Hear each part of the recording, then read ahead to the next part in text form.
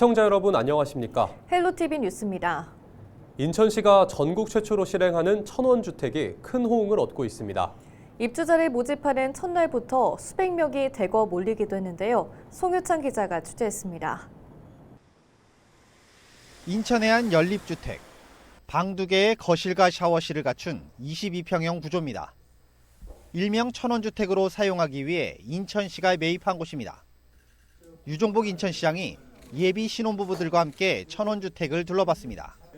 함께한 신혼부부들은 새 집을 둘러보고 내 집 마련의 꿈을 앞당길 수 있기를 희망하고 있습니다.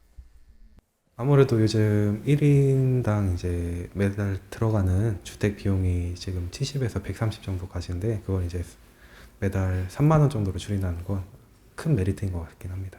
여기서 아무래도 6년 동안 살면서 이제 적금한 돈으로 이제 추후에 이제 나라에서 추가적 지원을 받아서 이제 다음에 이제 매매로 넘어가는 게 가장 큰 목표긴 합니다. 천원주택은 하루 임대료 1,000원, 월 3만 원입니다. 보증금도 대부분 1,000만 원대 수준으로 공공임대주택을 빌려주는 인천시의 정책입니다. 첫 임대 기간은 2년이고 최대 6년까지 살 수 있습니다. 신혼부부 임대주택으로 조건을 바꾸고 자녀가 있으면 8년을 더 재계약해 최대 14년까지 계속 살 수 있습니다. 신혼부부나 예비 부부는 물론 자녀가 있는 가정의 주거 안정에 큰 도움이 될 것으로 시는 기대하고 있습니다. 천원주택은 바로 우리 신혼부부들이 가장 힘들어하는 살 곳, 주택을 공공기관에서 아주 저렴한 가격으로 제공함으로써 편리하게 신혼생활을 하고 또 이를 통해서 행복한 삶과 미래 희망을 갖도록 하는 정책입니다. 인천시가 올해 500가구를 공급하기로 하고 본격적인 신청 접수를 시작했습니다.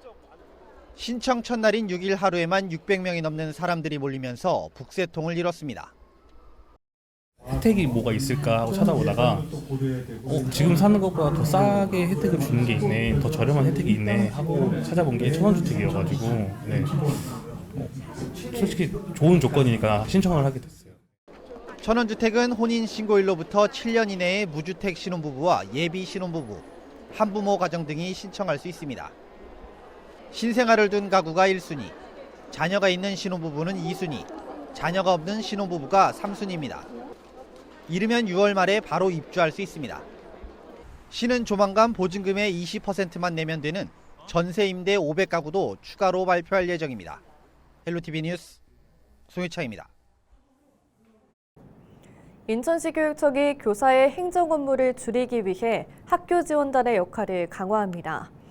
시교육청 학교지원단은 2025년 학교지원단 주요 사업보고 및 교무학사 업무지원 기동대 현판식을 열고 교무학사 및 교육활동 지원 확대 방안을 발표했습니다. 학교지원단은 오는 4월 1일자로 교원 업무 지원과를 신설해 교직원의 업무 부담을 줄이고 다양한 신규 사업을 추진합니다. 초등학교 3에서 5학년을 대상으로 버스와 안전요원을 지원하고 하반기에는 인천길 탐방과 일일 과학탐구 교실 등 연계 코스형 현장 체험학습을 운영할 계획입니다. 또 내년부터는 현장 체험학습 전 과정을 간편하게 신청할 수 있는 원클릭 시스템을 구축하며 학교의 어려움을 신속히 해결하기 위한 교무학사 업무 지원 기동대도 운영합니다. 교직원들로부터 요청을 접수하고 맞춤형 지원을 제공해 이들의 심리적 부담을 줄이고 업무 시간을 단축할 방침입니다. 퇴직 현직 교직원 106명으로 구성된 찾아가는 저경력 교사 지원단도 운영해 교무 행정 업무를 돕는 한편 1인 교사를 위한 멘토링 프로그램, 업무 도움 자료 제공 등도 진행하기로 했습니다. 인천시 교육청이 과밀 특수학급 해소에 나섭니다. 시교육청은 특수학교 학급 및 특수학급 134개를 신증설하고 141개 교회 148명의 한시적 정원외 기관제 특수교사를 채용했다고 밝혔습니다. 이번 조치는 지난해 11월 특수교육 개선전담기구 발족 후 15개 교육단체와 공동 합의한 인천 특수교육 개선을 위한 공동 합의문에 따른 것입니다. 매월 배치되는 특수교육 대상자를 위한 특수학급 즉시 증설과 전일제 특수교육 대상자 지원을 위한 협력 강사 배치도 진행 중입니다. 인천 지역 아파트 분양 전망 지수가 큰 폭으로 하락했습니다. 주택산업연구원이 주택사업자를 대상으로 설문조사한 결과 자료를 보면 3월 전국 아파트 분양 전망지수는 전월보다 2.5포인트 하락한 72.9로 나타났습니다. 수도권은 같은 기간 76.6에서 73.4로 3.2포인트 하락 전망됐습니다. 특히 인천은 76에서 64.5로 11.5포인트 하락했습니다. 서울은 87.1에서 85.7로 1.4포인트 소폭 하락 전망됐으며 경기는 66.7에서 70으로 3.3포인트 상승할 것으로 예측됐습니다. 수도권 내에서 다른 양상이 나타난 것을 최근 주택 매매 시장 분위기가 반영됐기 때문인 것으로 연구원 측은 분석하고 있습니다. 한편 이달 분양 물량 전망 지수는 81.2로 전월 대비 3.4포인트 하락했습니다.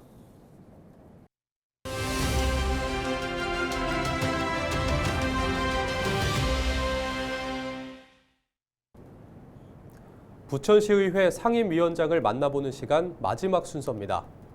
지방의회의 기능 가운데 가장 핵심은 집행부를 효과적으로 견제하고 감시하면서도 시민 삶을 위한 일에는 기꺼이 협력하는 역할일 겁니다.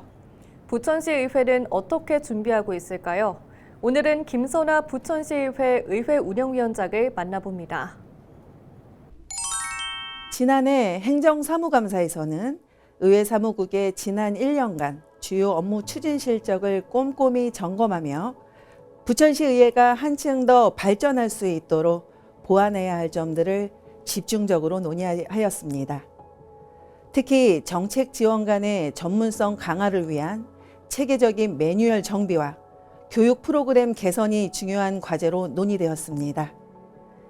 정책 지원 간의 역량이 곧 의정활동의 질을 좌우하는 만큼 보다 효과적인 지원 체계를 마련하여 정책적 전문성을 더욱 높여야 한다는 점을 강조했습니다. 또한 의회 사무국 직원들의 근무 환경 개선과 고충 상담 제도 운영에도 주목했습니다.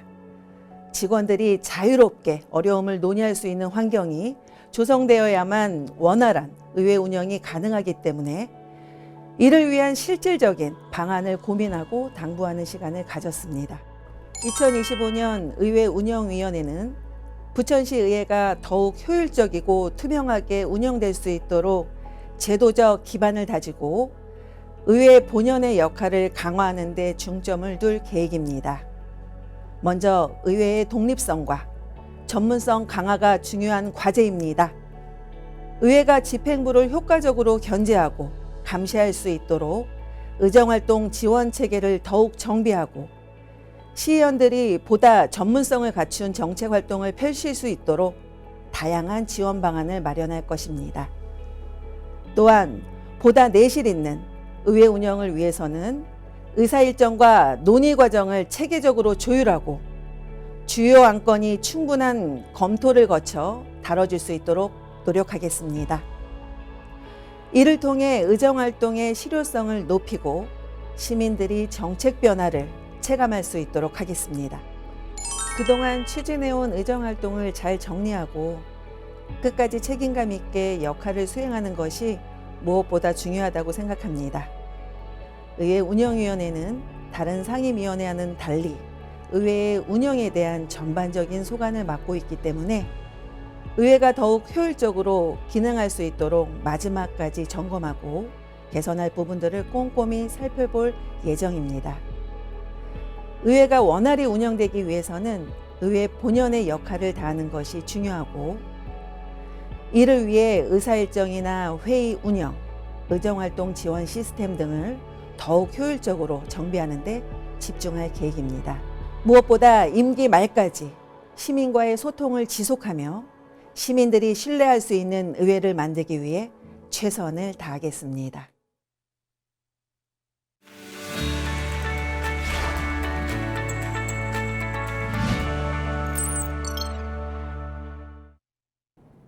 한 주간 우리 지역 국회의원들의 활동을 살펴보는 국회는 지금입니다. 더불어민주당 이건태 의원이 최근 생활체육 활성화법을 대표 발의했습니다.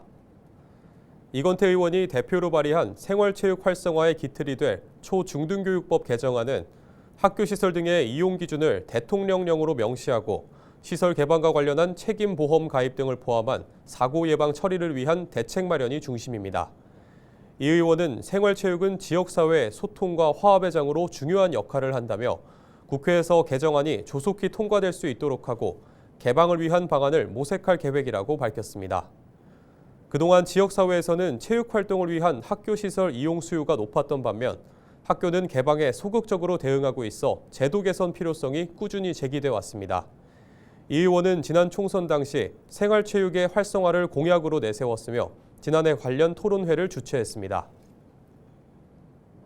더불어민주당 박상혁 의원이 육아용품 구입비 15%를 세액공제할 수 있도록 하는 소득세법 일부 개정안을 대표 발의했습니다.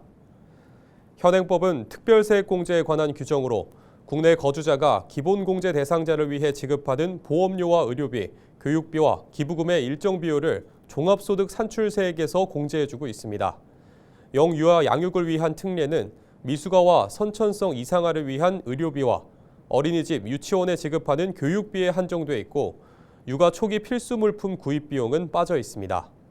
박 의원은 저출산 원인인 경제적 부담을 완화하기 위해 육아용품에 대한 세액공제가 필요하다며 발의 배경을 밝혔습니다.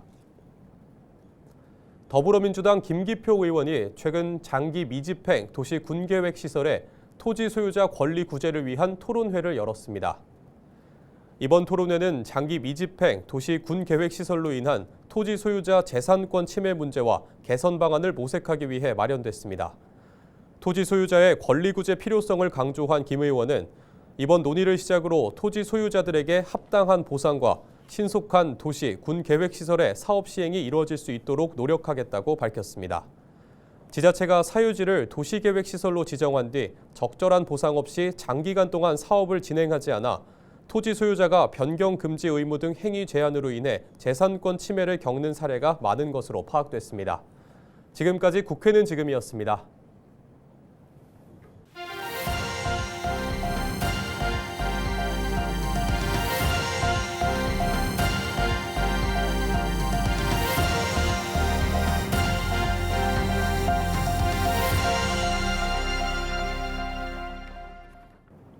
김동연 경기도지사는 지난 6일 도청 집무실에서 마르테인반 그레위트 하위센 부지사 등 네덜란드 노르트브라반트주 대표단을 만나 배터리, 반도체, 첨단 모빌리티 등 첨단 산업 분야 협력을 논의했습니다.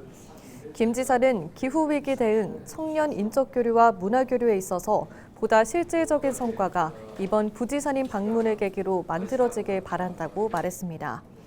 그레위트 하위센 부지사는 노르트브라반트주의 첨단기술 혁신 역량과 경기도의 우수한 대규모 생산 및 확장 능력이 결합하면 강력한 기회가 창출될 것이라며 이번 방문을 통해 두 지역이 장기적이고 결실 있는 협력의 시작점에 서 있다는 확신을 더욱 굳히게 됐다고 화답했습니다. 네, 다 같이 박수 부탁드립니다. 경기도는 지난 6일 올해 4개 교육협력 사업에 395억 원의 예산을 투입한다고 밝혔습니다. 이 가운데 중고교 신입생 교복 지원 사업은 267억 원을 들여 도내 신입생 약 27만 명에게 교복, 체육복 등 단체복 구입비 40만 원을 지원하는 사업입니다. 내구연한이 지난 인조잔디나 탄성포장재 운동장을 친환경 운동장으로 재조성하는 사업에는 작년 예산의 2배인 75억 원이 편성돼 올해 62개교를 대상으로 사업이 추진됩니다. 경기도는 한국 ESG 평가원이 주관한 2024년 지방자치단체 ESG 평가에서 A등급을 받아 2년 연속 전국 1위를 차지했다고 밝혔습니다. 지자체 ESG 평가는 환경부문 40점, 사회부문 40점, 지배구조부문 20점 등 총 100점 만점으로 이뤄집니다. 경기도는 올해 종합 72점을 기록해 A등급을 받았으며 환경부문에서는 최고등급 S등급을 받았습니다. 도는 2023년 광역지자체 최초로 ESG 전담부서인 사회혁신경제국을 신설하고 경기도 ESG 활성화 지원 조례를 제정하는 등 ESG 활성화를 위한 다양한 정책을 추진해왔습니다. 이상으로 뉴스를 마칩니다. 시청해주신 여러분 고맙습니다.